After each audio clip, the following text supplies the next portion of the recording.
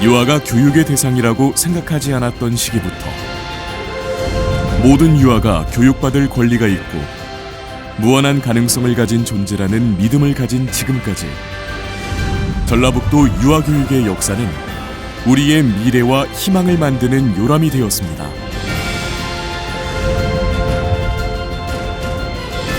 미래를 밝히는 희망의 빛, 전라북도 유아교육 변천사.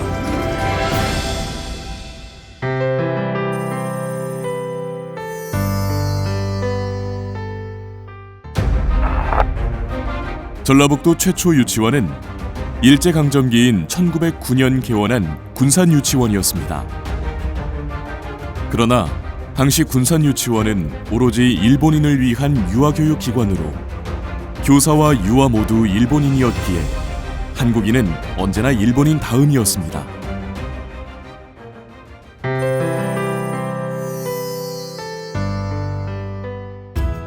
일제치하 암흑이 들이온 시대, 드디어 전라북도에도 한국인을 위한 사립유치원이 처음 생겨났습니다. 1922년 최초 개원한 구암유치원을 시작으로 1923년 최초 인가를 받은 전주유치원을 비롯 광희유치원, 이리유치원 등 총 18개의 유치원이 문을 열었습니다.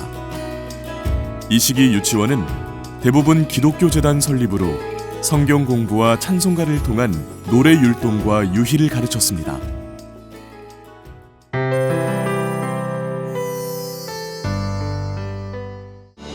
해방과 한국전쟁의 소용돌이 속에서 사회적으로 많은 혼란이 야기되었던 시기, 유아교육의 질은 저하될 수밖에 없었습니다. 수많은 유치원이 문을 닫게 됨과 동시에 전쟁 후 발생한 고아 보육이 사회 문제로 대두되면서 당시 유치원은 전인 교육기관이 아닌 보육기관으로서의 역할이 강조되었습니다. 교육보다 보육이 우선되어 춤, 노래, 그림 그리기 등 기능 향상에 초점이 맞춰진 수업을 진행했습니다.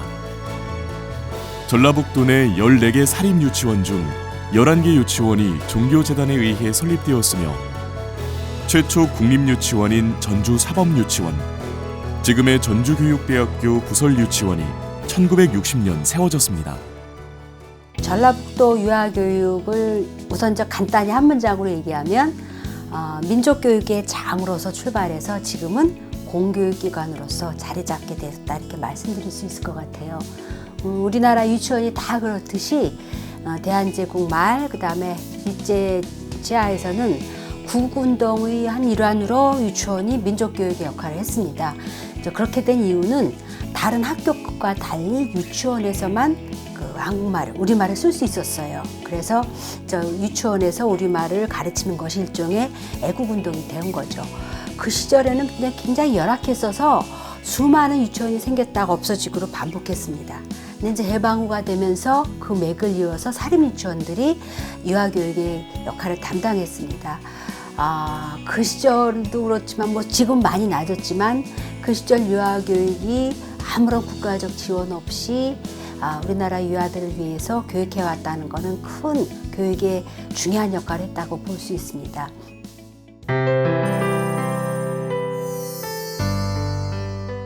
어려운 시기를 이겨내는 힘은 교육에서 나온다는 이념으로 유아교육에 대한 중요성이 대두되었습니다. 미래를 위한 희망을 심는 유아교육이 보다 많은 아이들에게 전해질 수 있도록 공교육화 과정을 거쳐 체계적인 기틀을 마련하는 시기였습니다. 1979년 전라북도 최초 국립유치원인 완주 삼례 국민학교 병설유치원과 순창동 국민학교 병설유치원이 생긴 이래 1982년 유아교육진흥법이 공포되며 조기교육에 대한 붐이 일었습니다. 이 시기의 교육은 비단 기능 향상에만 목표를 두지 않고 건강, 사회, 자연, 언어, 예능 등 과목을 나누어 가르쳤으며 1982년 이후 아동 스스로 활동하게 함으로써 바른 습관을 형성할 수 있는 교육 방향이 제시되었습니다. 또한 전라북도 교육청에서 매년 시범유치원을 선정 운영해 교수학습법과 유아교육 프로그램 개발에 노력을 기울였습니다. 정식적으로 임용고사를 거쳐서 유치원 교사가 선발이 돼서 임용이 된 때는 1981년도였었는데요. 초창기에 유치원이라는 거를 생각을 한다라면 아마 지금은 상상하지 못하실 거예요. 어느 정도의 열악한 환경이었고 인식이었고 생각이었고 모든 게 힘든, 한마디로 우리 속된 말로 맨 땅에 헤딩하는, 그래서 아무것도 없는 속에서 뭔가 만들어냈던 우리들이 아니었나, 유치원 교사들이 아니었나, 저는 그렇게 생각을 하고 있습니다. 유아교육에 대한 발판은 어떻든 간에 사립에서부터 시작이 되었다고 생각을 해요. 그래서 사립유치원이 유치원으로서의 역할을 하고 있는 동안 사립유치원 어떤 선별적인 유아교육이 유치원 교육이 되다 보니까 조금 더 이렇게 누구나 받을 수 있는 유치원 교육이 만들어진, 그 생각에서 만들어진 게 바로 공립유치원이라는 생각이 들거든요. 사립유치원들이 중요한 역할을 했지만 어떤 한계점이라 그럴까요? 그런 거는 그것이 도시에 집중되었다는 거죠. 다행히 1980년에 와서 처음으로 병설유치원이라는, 즉 국가가 책임진 유아교육 기관이 생기면서 유아교육이 일반화되어서 이런 벽지나 농촌에 있는 아이들도 유아교육을 혜택을 받게 되었습니다.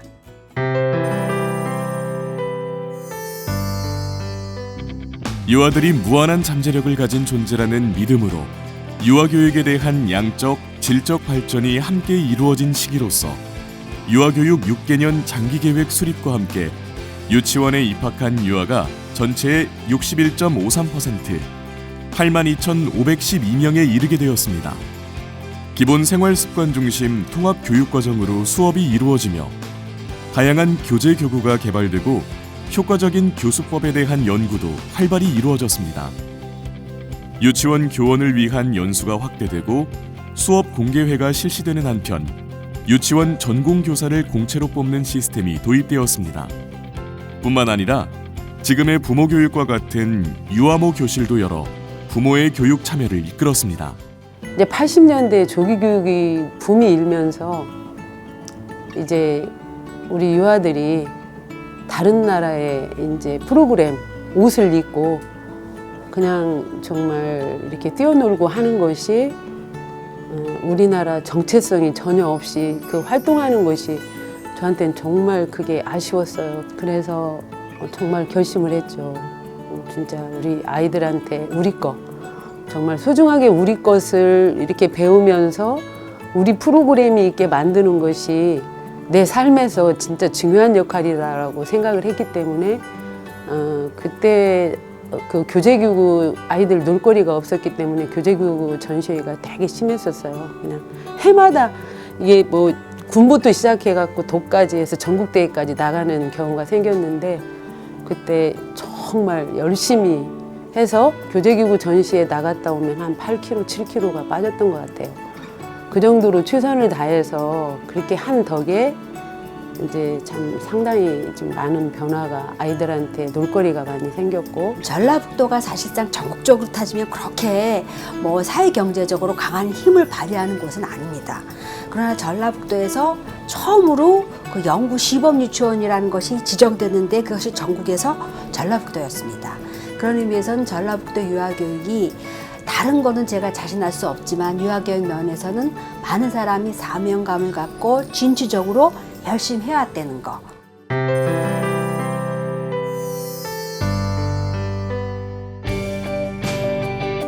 이 시기에는 유아교육 기회가 대폭 확대되어 동연령 아이들이 유치원 수업을 받으며 문화적 결핍을 줄이고 평등한 교육 기회를 가질 수 있는 기틀이 다져졌습니다. 부모의 사회 경제 활동을 지원하고 경제적 부담을 줄이는 종일반 운영, 저소득층 자녀 중식비 지원, 농어촌 공립유치원 무상교육, 만 5세야 무상교육 지원 등 다양한 시스템 개선을 이루었습니다. 또한 독립유치원과 학교 유아방이 운영되면서 연령별 맞춤 수업이 가능해지고 사립유치원 교원 처우 개선, 최초 단설유치원 개원, 공립유치원 통학 차량 지원과 종일제 전담교사 배치 등 교육 환경이 정비되었습니다. 초창기에 저희들이 전주 풍남유치원을 만들 때는 초창기 mem버들 선생님들은 거의 가정을 다 버리다시피 하면서 일을 했었어요. 그래서 많은 사람들이 전라북도 내에 있는 단설 유치원이 잘해야 되겠다라는 어떤 책임감도 그게 가장 컸던 것 같고요. 또 하나는 우리끼리 가지고 있는 정말 진정한 유치원 교육이 무엇인가를 한번 해보자. 정말로 그 초등학교에 부설되어 있어서 한쪽의 면을 차지하고 있는 유치원이 아니라 정말 제대로 된 유치원 교육을 좀 한번 펼쳐보고 그런 거를 좀 보여줄 수 있었으면 좋겠다라고 모두 다 한 마음으로 저희가 온 마음을 다하여서 일을 했었죠. 그 시기에는 다 어려워서 전문직 수조차도 도에서 한 명이 했었어요. 저 혼자 모든 일을 다 맡아서 했어야 돼서 어렵고 했지만 그 필요하다는 것들을 늘 저희들이 우리는 못한다고 물러나 있지 않고 하면서 해서 유아 전담하는 전담팀도 생겼고 그 직속기관에도 유아 전공하신 전문직도 배치를 하게 되었고 유아 교육을 돌아다 보는 시각이 굉장히 많이 변했습니다. 그 고생을 같이 하면서도 그렇게 했었던 것은 어떤 교육에 대한 아이들에 대한 열정이라고 생각을 해요. 아이들이 사랑하는 마음이 없었다면 아마 그렇게 힘들고 어려운 일을 택하지 않았을 것 같고 또 아이들에 대한 사랑이 없었다라면 이 모든 것들은 그렇게 힘들어서 아마 중간에 그만두었을 것 같아요. 그래도 아이들에 대한 믿음, 아이들에 대한 사랑, 그리고 어떤 그런 것을 우리가 기초를 만들고 있다라는 생각이 가장 많은 원동력이 되지 않았을까라고 생각을 하고 있습니다. 그래서 그 사랑은 아마 변하지 않을 것 같아요. 그래서 유치원 교사들이라는 직업을 되게 좋아하고 사랑하지 않을까라는 생각이 듭니다. 민주적인 유치원 문화와 투명한 운영, 함께 만들어가는 교육과정 도입과 학부모 알 권리 충족을 위해 유치원 평가가 이루어지고 운영위원회를 두어 정보 공시를 의무화하게 되었습니다. 또한 교원의 업무를 줄이기 위한 교무 실무사 배치가 이루어져 교사가 유아 교육에 더 집중할 수 있도록 했습니다. 어린이집과 유치원을 아우르는 누리과정 운영과 숲체험 등 놀이 중심 교육, 독서 프로그램 운영으로 유아들에게 안정적이고 미래지향적인 교육을 추구하는 한편 교원에게는 컨설팅, 멘토링 장학 제도로 함께 성장할 수 있는 시스템을 도입했습니다. 제가 15년도에 초등학교 1학년 선생님들을 3월에서 6월까지는 알림장 쓰기나 받아쓰기를 없애고 그 다음부터 적응하고 난 다음에 글씨 공부를 할 수 있게 획기적으로 정말 도에서 그런 활동을 해주셨어요.